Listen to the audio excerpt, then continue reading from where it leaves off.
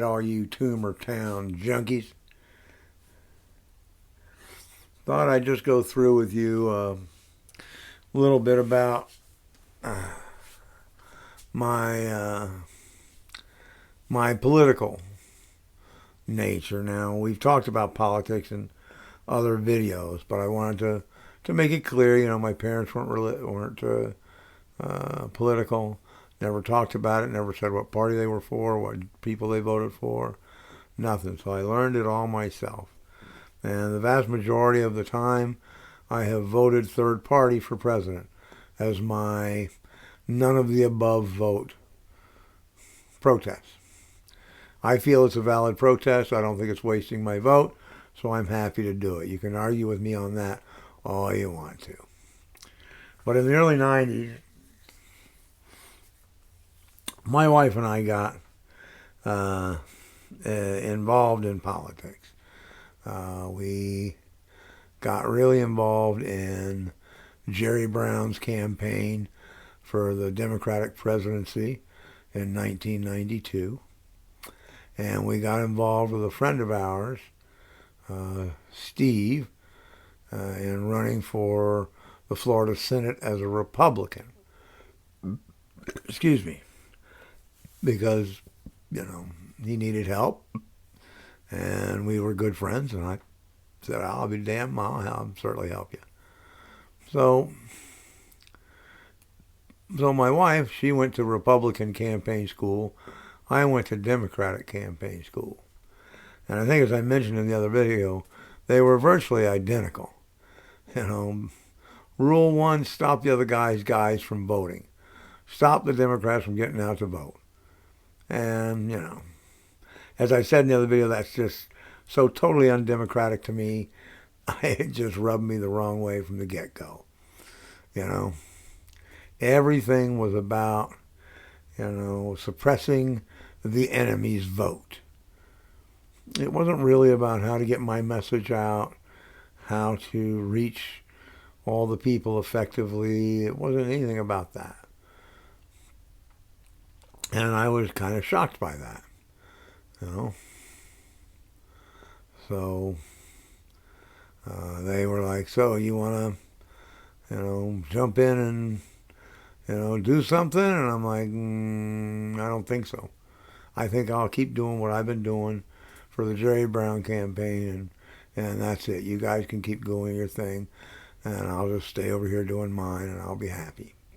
Oh, come on, come join us, blah, blah, blah. I mean, in the end, what they really wanted was to jerk me off of the Jerry Brown campaign so that I wouldn't, help Jerry do any better than he was already doing. But there was a bunch of us who stayed in the Brown campaign because we were a very eclectic group of people from the odd side of the tracks. Some were hippies, some were nerds, some were a little off their rockers, you name it, whatever. Father Guido Sarducci was our leader. And so, we just kept doing our thing. I attended any kind of rally I could attend in my area. I got on every talk show I could get on and talked about the candidate. I did candidate forums in the area,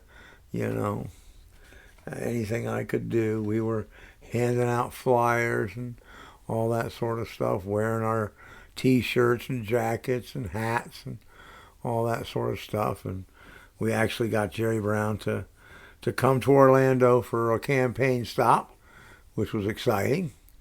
We had him down at Barnett Plaza downtown, and that was an interesting thing. I have a video of that, which is kind of fun. And he ended up staying the night at my in-laws, and they were tickled pink. Oh boy, were they excited by that. On the way out, they asked me to do a little bit of video stuff for them, which I did, and never saw Jerry up close and personal again. But that was okay. He was the man that we were following, and That was the deal, because we felt at the time, that he had a message. That was a good message for America. Flat tax, a working wage, cut back on fossil fuels. You had to read the whole old agenda. It was really quite illuminating. So we did all of that, and then I was selected to go to New York as one of the delegates from Florida for Governor Brown at Madison Square Garden for the deal. And of course, when we got there, we were told we are not attending any of the, big gala parties. We're not going to be diving into them big lobsters and French and shrimp cocktails and all that stuff. We were going to be out, serving people on food lines, picking up trash around the neighborhoods, doing public works. That's what we were going to be doing. And we did. And we did it happily, it was fine. But we all constantly had Clinton people trying to get off of them. You're on the losing side, come on, And I just kept saying, the party's not over till the party's over. I didn't hear the fat lady singing yet. And so the first night of the convention, the Clinton team was kind of sloppy. And I realized that we had a bunch of signs in our office, which was pretty small, that we could put together and get signs on the floor. So when the cameras cut wide, they would see signs, but they would all be brown signs, So everybody would, I grabbed a couple of guys and we started making signs and throwing them out to the people on the floor as fast as we could get them. So before you knew it, you had a, cardboard tube with 2 signs on top that somebody could hold. And then, of course, the Clinton people got, aware of it. So they started pumping out their signs. But they weren't thinking right. They were pumping to catch, not to pass. So they were only pumping out 2-tier signs. So we started pumping out 3-tier signs. And then they start pumping out 3. Then we start pumping out 4. And they start pumping out 4. And it went that way all night long. And they never did pass us. And we considered it just a moral, crazy victory for ourselves for that first night on the floor, that we did that to the Clinton team and got by them. Because none of us really trusted the Clinton team.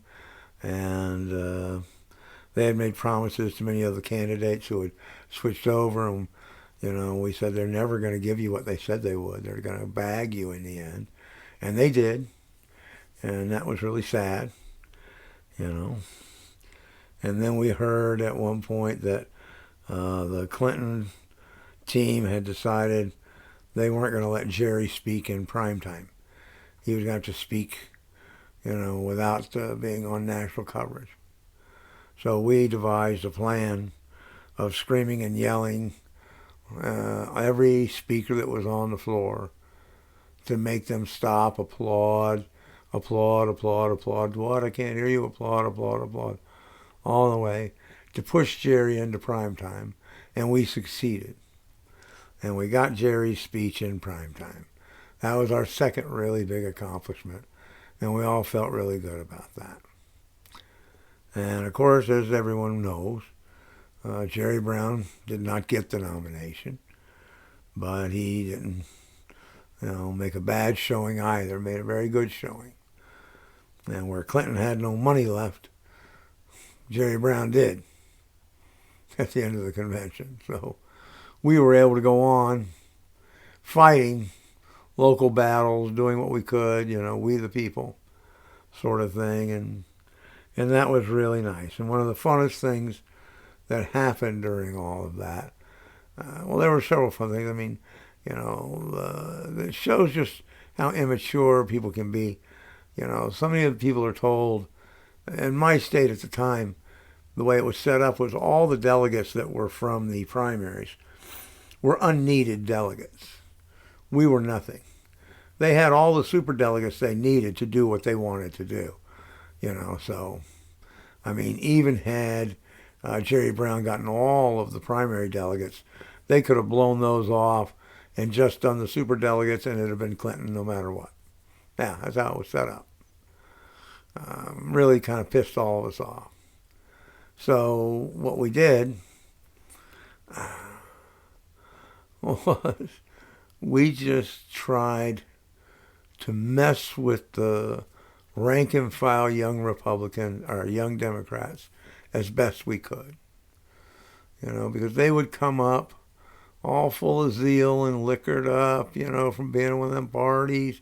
They'd put a sign in front of mine, a sign over here, and they'd be laughing, and I'd find a reporter, and I'd say, look at that, and next thing you know, reporter's taking a picture of those guys, trying to block my sign. Oh, no, oh, no, we're not doing that. Oh, my God. Things like that we trapped them into, or they just set themselves up numerous times. And my wife, she's a graphic artist, so the first night we were there, we figured out their fancy-dancy, holographic card wasn't so secure-proof as you thought, because the hologram was being covered up by all these buttons people were putting on their badge. So you couldn't even see it.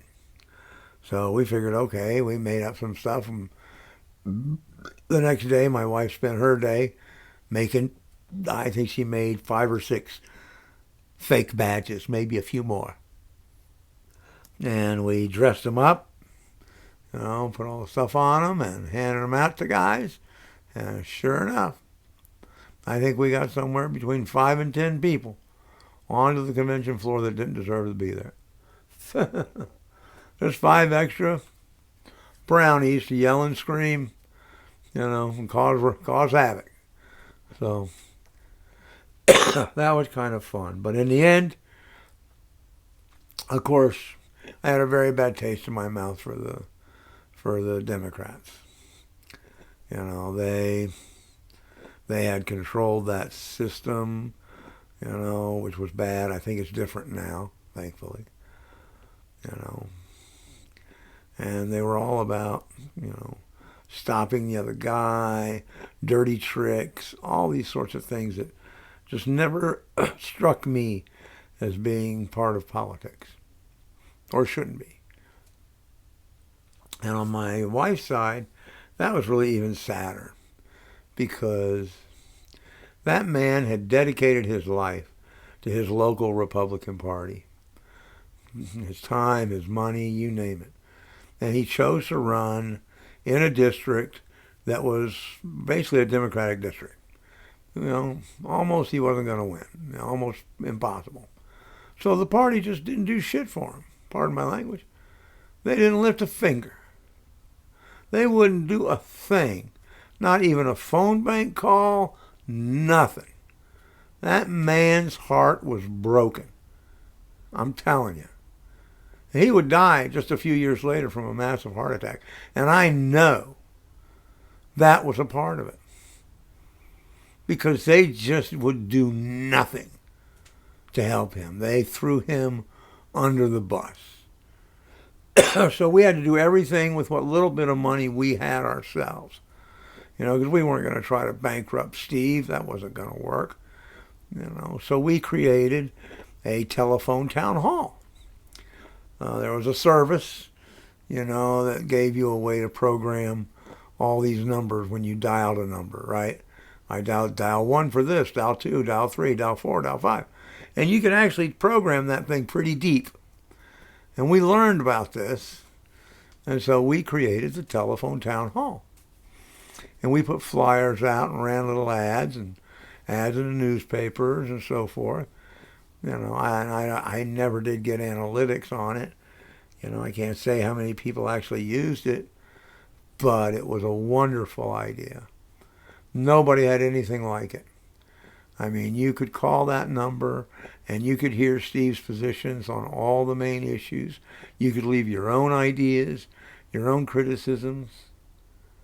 You could hear what Steve had to say about various topics in the world and on the national stage. I mean, it was just a great kind of semi-interactive way for people to interact with Steve. It was freaking great. We were really, really proud of ourselves for that. And because of what we did for a living, we were able to extremely cheaply make him a series of infomercials, 30-minute TV shows that would air on local television stations. And we could advertise and promote them because we didn't have the money to buy individual spot time. That we couldn't do. That was so expensive. We couldn't really battle that. But we could go into the cable access space. We could go into the late night, space. And we did.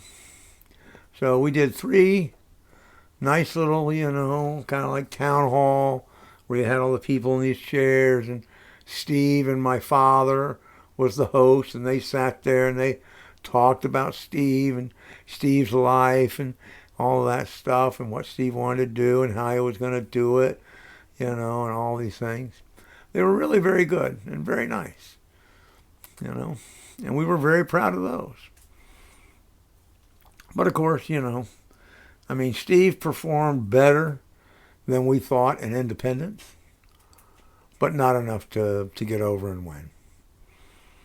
So we gave it our best shot, but we were like, and Steve himself never lifted a finger for the Republicans again. He's like, I did all this for them for all those years, and they couldn't even lift their finger once for me. Forget them. I mean, really. Just stupid.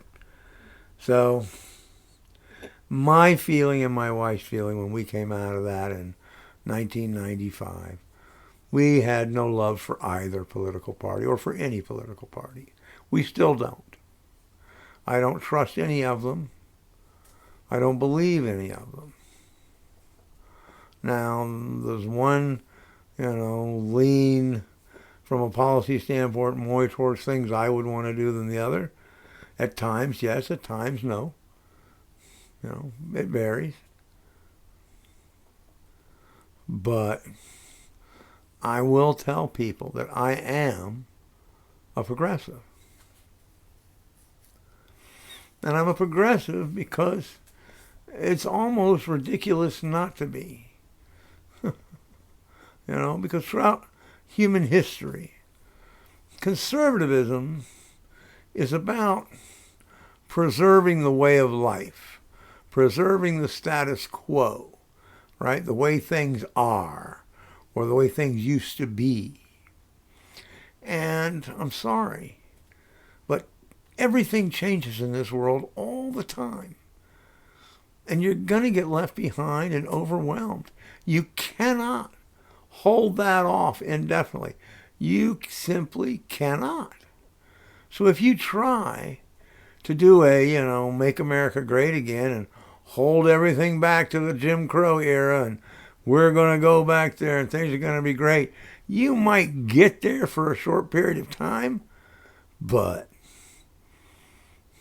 change will sweep over you and render you useless before you know what hits you. You can't. It's inevitable. Everything changes.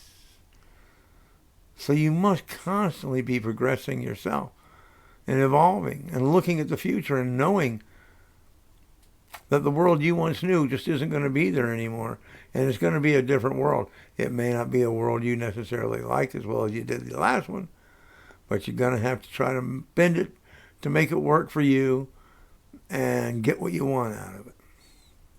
Because that's just the way it is. And history will tell you that every single time you look at it. So, be that as it is, I will make a different video about how I think we could change the two-party system in America in a relatively short period of time, and perhaps open up the future for a multi-party or three-party system, which there's no way we can do now. So, but that'll be next, and we'll go from there. So, that's it for now. Thanks, and peace, and hang ten.